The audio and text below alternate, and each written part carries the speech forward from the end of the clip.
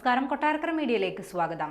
ആന്ധ്രാപ്രദേശിൽ ക്ഷേത്ര മതിൽക്കെട്ട് തകർന്നു വീണ് 8 പേർ മരിച്ചു. വിശാഖപട്ടണത്തെ ശ്രീ വരാഹലക്ഷ്മി നരസിംഹസ്വാമി ക്ഷേത്രത്തിലെ ചന്ദനോത്സവത്തോടനുബന്ധിച്ച് ദർശനത്തിനായി വരി നിന്നവരുടെ മുകളിലേക്കാണ് മതിലിടിഞ്ഞു വീണത്. ഇന്ന് പുലർച്ചെ 2:30-ഓടെയാണ് അപകടമുണ്ടായത്. പുതുതായി പണി കഴിപ്പിച്ച ക്ഷേത്രത്തിന്റെ 20 അടി നീളമുള്ള മതിലാണ് ഇടിഞ്ഞു വീണത്. പ്രദേശത്തുണ്ടായ ശക്തമായ മഴയിൽ കുതിർന്നാണ് മതിൽ ഇടിഞ്ഞു വീണതെന്നാണ് പ്രാഥമിക നിഗമനം. സംഭവത്തിൽ മുഖ്യമന്ത്രി ചന്ദ്രബാബു നായിഡു ഖേദം പ്രകടിപ്പിച്ചു. വിശദമായ അന്വേഷണത്തിന് ഉത്തരവിട്ടിട്ടുണ്ടെന്നും മരിച്ചവരുടെ കുടുംബങ്ങൾക്ക് 24 ലക്ഷം രൂപയും പരിക്കേറ്റവർക്ക് 3 ലക്ഷം രൂപയും നഷ്ടപരിഹാരം പ്രഖ്യാപിച്ചിട്ടുണ്ടെന്നും മുഖ്യമന്ത്രി എക്സിലൂടെ വ്യക്തമാക്കി. സംഭവസ്ഥലത്ത് വെളുപ്പിനെ 2:30-ക്കും 3:30-ക്കും ഇടയിൽ കനത്ത മഴ പെയ്തിരുന്നു. ഇതാവാം അപകടമുണ്ടാകാൻ കാരണമെന്നാണ് പ്രാഥമിക നിഗമനം.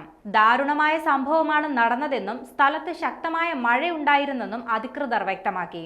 സംഭവം നടന്നയുടൻ തന്നെ SDRF സംഘം സ്ഥലത്തെത്തി രക്ഷാപ്രവർത്തനം ആരംഭിച്ചു. അപകടത്തിൽപ്പെട്ട എല്ലാവരെയും ആശുപത്രിയിലേക്ക് മാറ്റിയിട്ടുണ്ടെന്നും പരിക്കേറ്റവർക്ക് ചികിത്സ ലഭ്യമാക്കിയിട്ടുണ്ടെന്നും അധികൃതർ കൂട്ടിച്ചേർത്തു.